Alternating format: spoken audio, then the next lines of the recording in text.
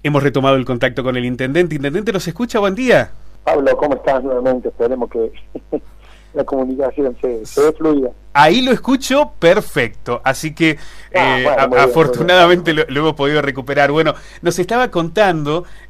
porque hacíamos referencia precisamente a que su papá era secretario de Gobierno y Cultura, en el momento en el que la dictadura se apropia también de las instituciones en la ciudad, y usted nos relataba que al principio no se hablaba mucho en casa, digamos, de lo que había sucedido. Éramos muy pibes, ¿no? Éramos muy pibes, con 5 años, bueno, en esos temas, para uno no tiene esos recuerdos, sí, con el tiempo y después mucho más cerca de la finalización del proceso militar, ahí ya con 10, 12 años entendíamos un poco, pero no se hablaba, pero como te decía Pablo, bueno, como todos, así,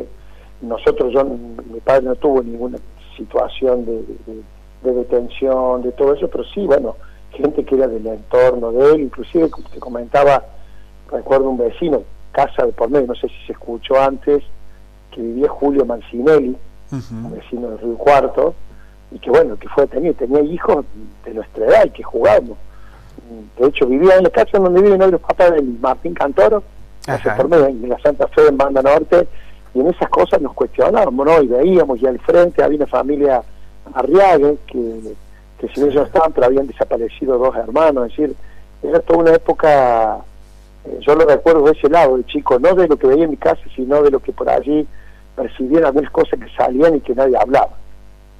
Bueno, esto que usted señala es fundamental para comprender los contextos históricos, ¿no? Porque el poder advertir que estas cosas sucedían, que era posible de que llegaran grupos de tareas, que secuestraran a personas, que se las llevaran, que esas personas después quizás no volvieran nunca más, poder interpretar y comprender que eso efectivamente estaba sucediendo, también era una manera de comprometerse con esa época, ¿no? Sí, por supuesto. Supongo yo en los mayores lo que significaba, todos los que hacían política, todos los que luchaban por los derechos, por sus convicciones, en ese contexto histórico tan difícil, y de hablar el relato de todo lo que eran los centros de detenciones, ¿no? Por eso, a 50 años, no solo del golpe militar, sino de todo lo que sucedió después, cómo duele, ¿no? El negacionismo y el poner en duda lo que sucedió, los 30.000 desaparecidos, cuando pareciese que fuera una bandera política, y de quien lo dice y quien lo niega principalmente entiende que es una verdad que en definitiva también tiene la finalidad del negacionismo y de rechazar todo eso, y es difícil. Ayer allá en el barrio obrero, en el SIC del Obrero, se impuso el nombre de Berta Perazzi a ese SEMA, ese colegio secundario, y reflexionábamos ahí, que estaban todos sus familiares, cómo detrás de un número, de todo ese número, los 30.000, hay un rostro, hay una familia, hay lo que han sido para cada uno de los familiares, esa etapa tan dura, y entiendo el dolor en el alma cuando desde el negacionismo, desde rechazar lo que realmente sucedió y el terrorismo de Estado en nuestro país, lo grave que fue para las personas, pero también entender lo tremendo para las instituciones, ¿no? Porque por allí hoy, Pablo, cuando hablamos de estos 50 años de golpe, también la institución de las autoridades instituidas, y cuando por allí en la denostación de estas instituciones hace que a lo mejor también algunos lo legitimen de la consideración ciudadana. Y yo digo que todo este mensaje que viene desde arriba también hay que tener cuidado, porque la deslegitimación de las autoridades, de aquellos que están en las funciones públicas, desde el lado que estén, de oficialismo, oposición, la degradación de eso y de las instituciones, son el germen muchas veces de cuestiones que después vienen, que son muy duras, ¿no? Y esas son las cosas que tenemos que tener cuidado, y más que nunca hoy, a 50 años, defender nuestras instituciones, por supuesto mejorarlas, ponerle todo lo que hay que hacer para que la gente lo tome, lo entienda y lo valore, pero nunca negarlas. Naturalmente, en ese proceso de 50 años, la democracia tiene muchas deudas pendientes con la sociedad. Lo que queda fuera de cualquier tipo de discusión es que es el mejor instrumento para corregirlas, ¿no? Que ese tiene que ser el punto de partida. Y ahí hay una responsabilidad de quienes asumen un rol institucional que es indelegable. Absolutamente, porque también esto se trata de aquellos que se quieren comprometer y el modo de fortalecerla, de consolidarla, es comprometiéndose a aquellos que quieren participar de la vida pública, que muchas veces desde afuera se mira, se critica, pero no todos se comprometen a mejorarla o ponerle su tiempo, a transformar las realidades. Y por allí muchas veces cuando desde afuera se lo hace, porque siempre hoy hay una oportunidad de hacerla de aquellos que no militan de los partidos tradicionales, porque antes siempre se planteaba que el disvalor que tenían las instituciones de la democracia era porque estaban en función de los partidos tradicionales, de los políticos tradicionales, todos aquellos, y era una denostación no solo de la democracia, sino de aquellos que decían que tenían exclusividad de acceder a la democracia. Hoy estamos viendo que en función del nuevo contexto político ya eso no es más, y ya no tienen la posibilidad de distintos estamentos, ya sea del sector empresarial, institucionales, profesionales, sin distinción de partidos políticos, hacerlo, y tendrán la responsabilidad de que siempre atacaron a aquellos que desde la política estaban en instituciones a hacerlos mejores. Y en realidad hoy, bueno, pasa el tiempo por ahí, uno no ve que desde esa visión tan crítica que tenían de algunos sectores hayan podido mejorarlo, o hasta el contrario, honrarla con trabajo, con compromiso y con proponer normas, leyes o gestiones que mejoren en nuestro país, en nuestra provincia. Entonces, creo que son tiempos en el que defender la democracia es haciendo más fuerte las instituciones con trabajo, con compromiso y con legisladores o representantes del pueblo en cada uno de los estamentos de los poderes que lo legitimen. Y ese es el deber que tenemos, porque de lo discursivo hoy hay un ataque a las instituciones y hay que defenderlas desde adentro. Ojalá también todos aquellos que tienen las nuevas oportunidades, no viniendo de los partidos políticos tradicionales, tengan la posibilidad de honrarlo y mejorarlo, como tantas veces tiene una mirada crítica. Esto que usted refiere es muy importante ponerlo en debate a partir de lo que hay un señalamiento, digamos, en algunos discursos, en particular del gobierno nacional, que habla de la política en términos muy agraviantes y de quienes representan a la política en términos muy agraviantes. Y hay una confusión en creer que se está agraviando a una persona, cuando en realidad, cuando se agravia la función, el rol, lo que se está desestimando precisamente es la figura política en la construcción institucional, y sin eso no hay nada. Absolutamente, absolutamente. Por eso a las instituciones hay que honrarlas con ese compromiso desde la ciudadanía, y creo que cuando así en aquel proceso antes del 74 también eso implicó la vulneración de derechos indiscutidos. Por allí estamos en un proceso en que desde la legitimación de las instituciones también se lo está, de los derechos laborales, de los derechos de las diversidades, de los derechos de las minorías, de los derechos de aquellos que tienen desde la libertad de prensa, el ataque a los partidos políticos desde el discurso. Y yo creo que, por eso digo, ojalá sirva, todos los nuevos modos de expresiones sirvan para fortalecer la democracia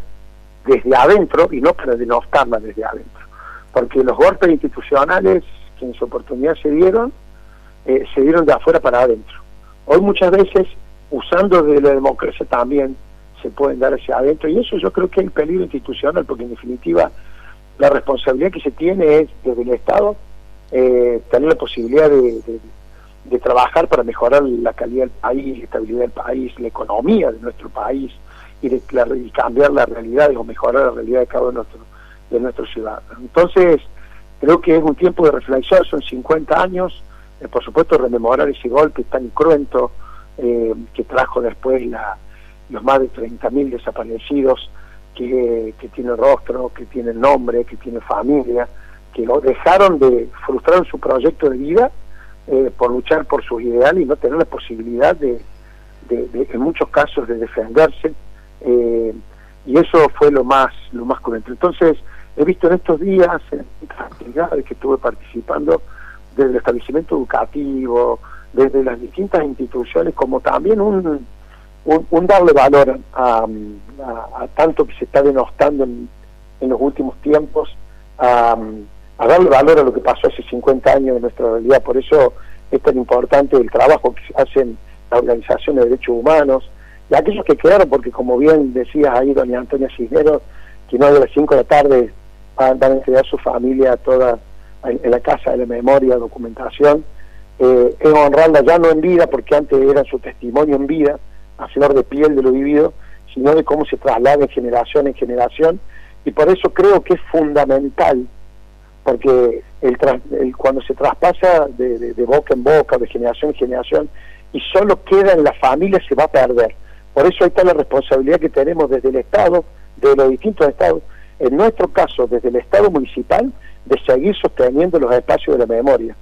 seguir sosteniendo los espacios y profundizando aquellos lugares que permitan, no desde lo individual, de los familiares que sufrieron, sino desde el Estado y nuestra comunidad, tener espacio para reflexionar y seguir sosteniendo esta memoria, porque todavía tenemos cuestiones también como es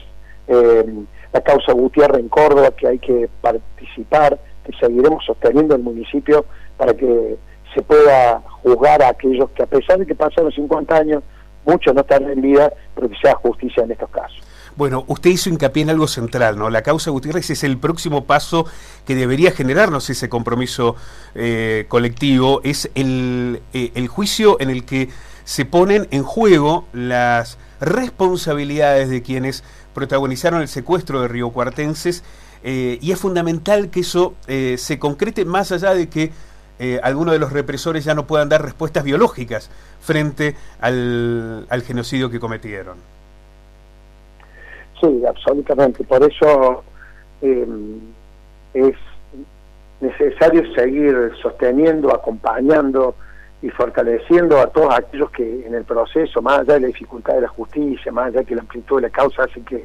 los vericuetos legales hagan que se demoren, pero esperemos que prontamente puedan en esta nueva etapa en el juicio poder tomar los testimonios, porque se van a ir perdiendo, y llevar adelante y llegar a una condena. Creo que en eso nos debemos, no solo las personas interesadas, no solo la municipalidad, sino también toda la comunidad, porque es un modo de darle valor. Creo que en Río Cuarto hay testimonios crueles de lo que pasó muchos riocuartenses, que tienen que nosotros tenemos que mantenerlo vivo a ese recuerdo, a esos momentos tan difíciles, porque la historia, uno con el que siempre, los periodos pueden ser más largos, más cortos, pero las historias se repiten, las historias pueden volver a suceder, si bien y el único modo de hacerlo es fortaleciendo la democracia, con quienes sean, con quienes estén, con los que estén en el momento de que los vecinos elijan y decidan la representación, pero siempre fortaleciendo nuestro sistema que tenemos, porque por allí, de lo que pasó ese 74 hasta que recuperamos la democracia, fueron unos años tremendos para nuestro país, y que es necesario que sigamos sosteniendo no solo la memoria, verdad y justicia para aquellos que cometieron los hechos, a aquellas víctimas, sino principalmente del enorme valor institucional de la democracia, perfectible, mejorable. Cada día tenemos el desafío de demostrar que realmente aquellos que estamos, como hoy en mi caso, en una representación de un municipio, de demostrar que es el sistema perfectible, pero que es el único sistema posible que permita a todos involucrarse, comprometerse y poder transformar realidades desde ese lugar. Intendente, quiero agradecerle muchísimo esta comunicación, la posibilidad de reflexionar junto a nosotros en este programa especial sobre los 50 años del golpe de Estado, y en esta ratificación del fuerte compromiso para que no solo nunca más pasemos por una instancia como la noche más larga que han atravesado los argentinos, también los riocuartenses, sino que sostengamos esta construcción de memoria, de verdad y justicia. Un abrazo y muchísimas gracias. Muchas gracias, Pablo. Hermoso el programa, y que también desde el periodismo de investigación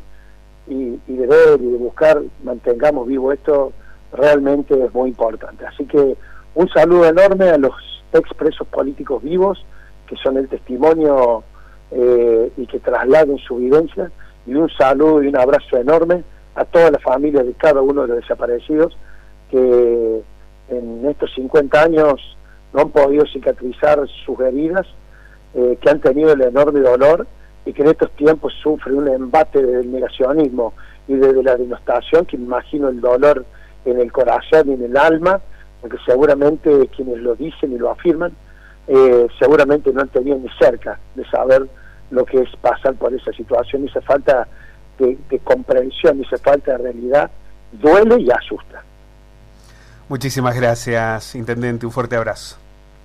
Abrazo, Pablo.